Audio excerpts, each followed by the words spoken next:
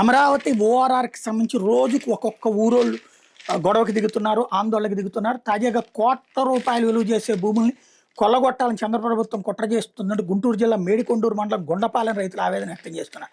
విలువైనటు భూమికి లక్షల్లో మాత్రమే పరిహారం ఇవ్వాలనుకుంటున్నారని, ఆ కుట్రల్ని తక్షణమే విరమించుకోవాలని డిమాండ్ చేశారు. ఈ మేరకు గుంటూరు కలెక్టరేట్లో సోమవారం నిర్వహించిన గ్రీవెన్స్లో గుండపాలెం రైతులు వింతపత్రం ఇచ్చారు. ఔటర్ రింగ్ రోడ్డు కోసం తీసుకున్నటువంటి భూములకి అమరావతి రాజధాని రైతుల తరహాలోనే పరిహారం ఇవ్వాలని డిమాండ్ చేశారు. ప్రభుత్వ చర్యలు చూస్తుంటే మా గుండెలు ఆగేలా ఉన్నాయని వాపోయారు. ఈ సందర్భంగా పాములపాటి అప్పారావు, శైలజ, పాములపాటి శివరామకృష్ణ ఇతర రైతులు మీడియాతో మాట్లాడుతూ ₹1,00,00,000 విలువ చేసే భూమి కేవలం 30 లక్షల పరిహారం ఇచ్చి తీసుకుంటామని ప్రభుత్వ పెద్దలు చెప్పడం దుర్మార్గం అన్నారు.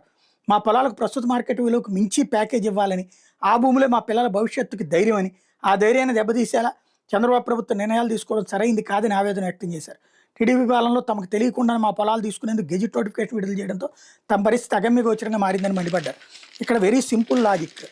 విజయవాడలో బందర్ రోడ్డు విస్తరణ సందర్భంగా అక్కడ ఉన్నటువంటి వ్యాపారులు చేసిన తెలివితేటలు చేయడమే.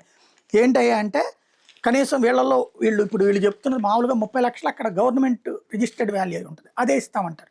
యాజ్ ఫర్ నామ్స్ అయితే అది 3 టైమ్స్ ఇవ్వాలి, అప్పుడు 90 లక్షలు ఇవ్వాల్సి వస్తుంది. 10 లక్షలే కనుక అక్కడ ఉందంటే కనుక 30 లక్షలే ఇస్తారు పరిహారం. అప్పుడు ఏం చేయాలి అంటే వీళ్ళు అంటున్నట్టు 2 కోట్లు ఉండొచ్చు. అప్పుడు ఏం చేయాలి, ఒకళ్ళో ఇద్దరు రైతులు అట్లాగే ఒకళ్ళ నుంచి ఒకళ్ళు ఆ రేంజ్లో కొనుక్కున్నట్టు రికార్డు చేసి ఆ పన్నులు కూడా కట్టాలి, ఇన్కమ్ ట్యాక్స్. అది చూపెట్టి రేపు కోర్టుకు వెళ్ళి పరిహారం ఇస్తే మాకు దీని మీద 3 టైమ్స్ ఇవ్వమని అడగాలి. అప్పుడు మొత్తం వ్యవస్థ సెట్ రైట్ అవుతుంది. లేకపోతే కనుక ఇప్పుడు రాజధాని రైతులకు ఇచ్చినట్టు ఇవ్వడం అంటే ఒప్పుకోరు. ఎందుకని, ఇది ఓఆర్ఆర్ అనేది ఔటర్ రింగ్ రోడ్ అనేటువంటి హైవేస్ అథారిటీ కడుతుంది, నేషనల్ హైవేస్ అథారిటీ. వాళ్ళు అట్లాగంతంత ఏది అమరావతిలో ప్లాట్లు ఇవ్వమంటే అట్లాంటిది ఇవ్వరు. కాబట్టి ఇప్పుడు అమరావతిలో ఇచ్చినోళ్ళు ఒక పక్కన నలుగుతున్నారు, వీళ్ళు అమరావతిని ఆశిస్తున్నారు. ఇట్లా ఉన్నది విచిత్ర పరిస్థితి.